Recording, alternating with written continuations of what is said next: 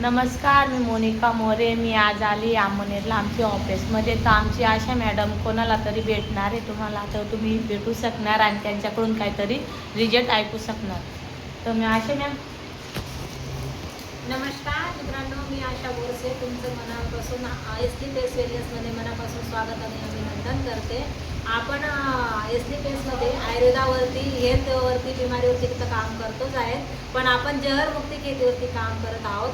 तर आपल्या इथं मी तुम्हाला एक प्रत्यक्ष अशा व्यक्तीशी मी भेट करून देते. व्यक्तिमत्व त्यांचं आहे की ज्यांनी मुख्याध्यापक आता रिटायर होऊन ते आपल्या SDPS वेलनेसमध्ये शेतीवरती काम करत आहे. तर यांच्याकडे नमस्कार सर. सरांचं नाव आहे राजेंद्र पाटील सर. ते रिटायर मुख्याध्यापक आहेत आणि आपल्यासोबत आता SDPS वेलनेसमध्ये शेतीवरती ते काम करत आहे. जहरमुक्त अभियान शेती. सर तुम्ही बोला आता याच्यावरती, तुम्ही शेतीसाठी काय वापरताय? नमस्कार मित्रांनो, हे आहे भूविटा. भूविटा ही जमिनीची सुपीकता वाढवते, जमिनीमध्ये ओलावा धरून ठेवते आणि दुसरी महत्त्वाची गोष्ट म्हणजे आपल्या पिकांच्या ज्या पांढऱ्या मुळ्या असतात त्या मुळ्या वाढवण्याचं काम आणि पूर्ण झाड कसं हिरवगार होईल ते काम हे करत असतं. परत दुसरी महत्त्वाची गोष्ट अशी आहे की हे वापरत असताना त्याच्यासोबत युरिया वापरायचा नाही. दुसरं कुठलंही खत चालेल, पण युरिया त्याच्यासोबत वापरायचा नाही, कारण युरिया हा शेतीसाठी अतिशय घातक आहे. त्यामुळे शेती नापीक होत चाललेली आहे आणि त्यामुळेच त्याला तोडीस-तोड म्हणून हा भूविटा आहे. आणि भूविटा अतिशय चांगल्या प्रकारचा रिझल्ट आहे. एका एकरसाठी 1 बॅग आपण वापरू शकतो आणि त्याचा रिझल्ट घेऊ शकतो. नंतर आहे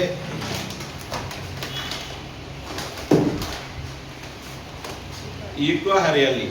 हे इको हरियाली काय आहे तर हे जसं आपण पूर्वी शेतामध्ये वेगवेगळ्या याच्यासाठी मुळांच्या वाढ होण्यासाठी किंवा पिकं हिरवीगार दिसावीत याच्यासाठी, कारण याचं नावच हरियाली आहे. हरियाली याचा अर्थ असा की तुमची पिकं जास्तीत जास्त हिरवी कशी राहतील आणि जास्तीत जास्त पाती कशी लागतील. जास्तीत जास्त जर समजा कापूस असेल तर कापसासाठी हे अतिशय उपयुक्त आहे, कारण याचा वापर केल्यामुळे आपल्या शेतामध्ये जे झाड आहे, जे पीक आहे, त्याला जास्तीत जास्त पाती येतात, जास्तीत जास्त फांद्या येतात आणि जास्तीत जास्त फुलफुगडी असल्या कारणाने आपल्याला त्याचा खूप फायदा होतो. आणि ह्या हरियालीमुळे आपलं पीक हे दुपटीपेक्षा जास्त आल्याशिवाय राहणार नाही, कारण याचा वापर तुम्ही जर केला, कारण मी स्वतः याचा वापर केलेला आहे आणि पीक चांगल्या पद्धतीचं असतं.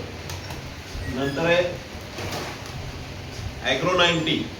ॲग्रो 90 हे काय करतो की जे आपण कीटकनाशक जे वापरतो, बरेच आपण सगळे शेतकरी काय करतोय की रासायनिक खताचा वापर आणि कीटकनाशकांचा वापर मोठ्या प्रमाणावर करतो आहोत.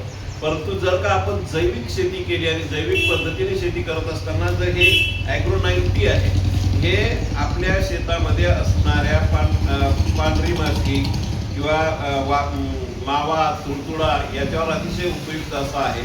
आणि आपल्या शेतामध्ये असलेले नायट्रोजन, फॉस्फरस हे सगळे जे घटक आहेत ते घटक वाढवण्याचं काम हे ॲग्रो 90 करत असतं. नंतर आहे ॲग्रो PGPR. PGPR हे अतिशय उत्तम असं प्रोडक्ट आहे. याची फवारणी केल्यानंतर आपले जे काही म्हणजे कापूस असेल, मका असेल किंवा कुठलंही पीक असू द्या, मग तुमचे कडधान्य कुठलंही असू द्या, मूग असेल, उडीद असेल, याच्यावर सुद्धा तुम्ही याची फवारणी करू शकता. आणि याची फवारणी केल्यामुळे आपल्या फुलपाती आणि जर मूग आणि उडीद असेल तर त्याला जास्तीत जास्त फुलं येण्याचं काम या प्रोडक्टच्या माध्यमातून होत असतं. ही सगळी जी प्रोडक्ट आहेत, ही सगळे प्रोडक्ट आपले जैविक आहेत. याच्यापासून कुठल्याही प्रकारची हानी होत नाही.